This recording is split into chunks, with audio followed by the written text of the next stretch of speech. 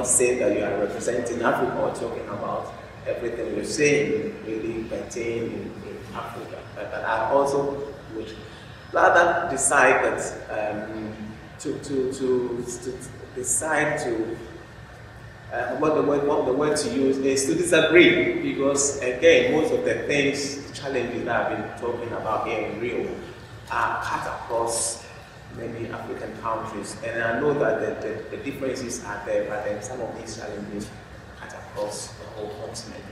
The first challenge is, for me, it's the lack of nutrition, national nutrition policies that spell out what to do, how to do them, when to do them, and why they should be done.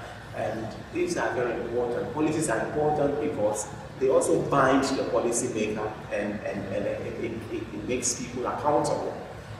It is interesting to note that though there are policies in some African countries, a lot more do not have nutrition policies that show that it's there for people to implement and to know what programs and how to go about things. And the lack of these policies means that nothing gets done, or programs are done but they're not coordinated, and anyone comes in at all and starts implementing what they think will help Africa. I'm not saying that there is no need to have international initiatives and policies, but in the absence of national policies which will be used, we can use the international initiatives and contextualize in our local situations. We don't really make a headway with so many international programs that are just pushed on to Africa. So it's important that we have policies, but the other aspect that is policies are not enough. It's not enough to have policies, and it doesn't mean that once you have a policy, you solve the problem. The policies must be implemented, and also the other problem is where you have policies, but then they remain on the desk or on the drawers and they gather dust. So it's a problem as well that we need to also, apart from having policies, ensure that we make people accountable for the policies they've agreed on and that they actually get implemented. And the next problem that I would like to, I think is prevalent in Africa is the fact that nutrition is still not seen, but it's not high on the agenda, national agenda. And in the respect of nutrition as a science, it's not something that is that much there in some African countries. I mean, from nutrition, from our knowledge and evidence in nutrition, we know that children who are malnourished need to be treated in a special way from other children, sick children who are not malnourished. And because the nutrition is still not respected so much as a science, sometimes health professionals do not see the reason why they need to be trained on how to manage a child who is malnourished. And sometimes when you say things like nutrition, they say, oh, just give them food. It's not just about food. It's the whole science and it's the whole understanding that people should have, and health professionals need to have competencies in managing nutrition. But because the science of nutrition is not really respected, you realize that that's also not there. So we need to make nutrition needs to become high on the national agenda, because it is one aspect of health that affects almost all other aspects of well-being. It has very severe economic consequences. The third challenge that we face in some African countries is the fact that there is no capacity to implement programs. When I may say, I was listening to some of the presentations that have been made here in Rio, and there are countries where there's just one or two nutritionists in the whole country, and so there's no capacity to implement programs. And also, even if apart from having nutritionists, we also need the nutritionists who would train other health professionals. And so the challenge is to be able to build and to strengthen the capacity to implement programs in different parts of Africa. The other thing I want to also mention is funding.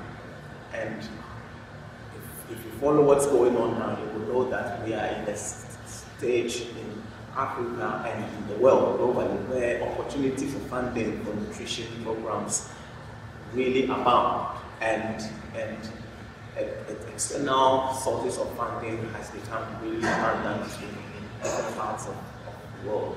But what I want to stress is that the over-dependence on external sources of funding only make us over-reliant, and does not enable the countries to really decide to work out their own issues and then try to solve their own problems. Most of these external funding in a way are not sustainable. They are not there forever. There's a saying that it's good to show somebody how to catch the fish, isn't it? So when they're not there, they will know how to catch the fish. If you give them fish all the time, when you're not there, then they cannot actually survive on their own. And there are many countries in Africa, again, who have come from where they're so much dependent on external sources of funding for programs. And there are strings attached to them, and also they are not sustainable.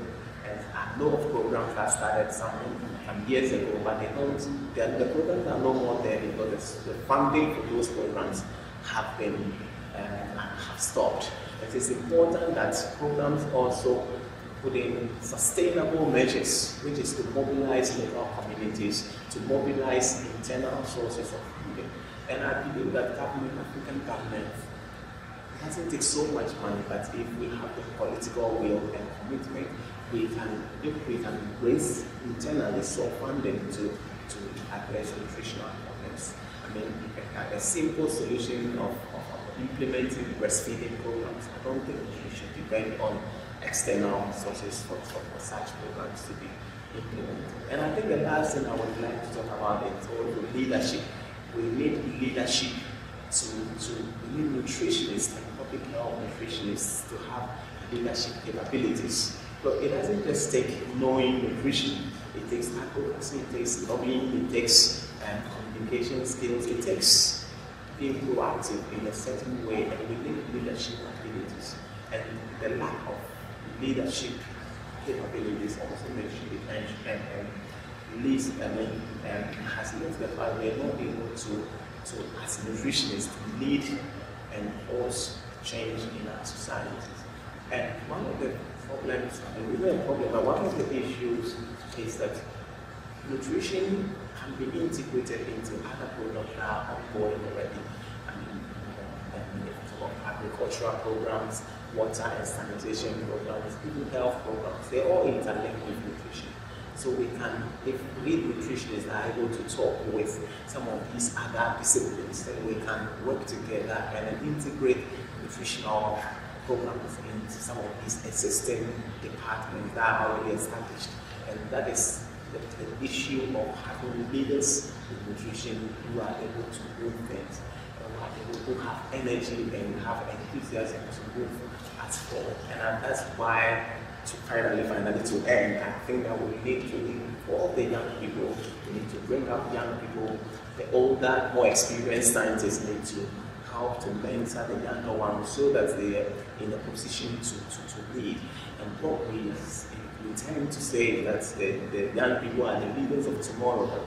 We don't have to wait till tomorrow. We need to start bringing them up and to work with them, because the energy they have would help to as a synergy to the experience that people have to implement programs. So these are the challenges that I'm not saying that I've exhausted them, and I'm not saying that that's all, but there are other ones definitely. But I think that these challenges are across many African countries, and I believe that once we find solutions to these challenges and find ways of clearly having programs and actions that we can take from real after real to address these challenges. We'll come back in 2016 with results to show that we're really making progress in changing things.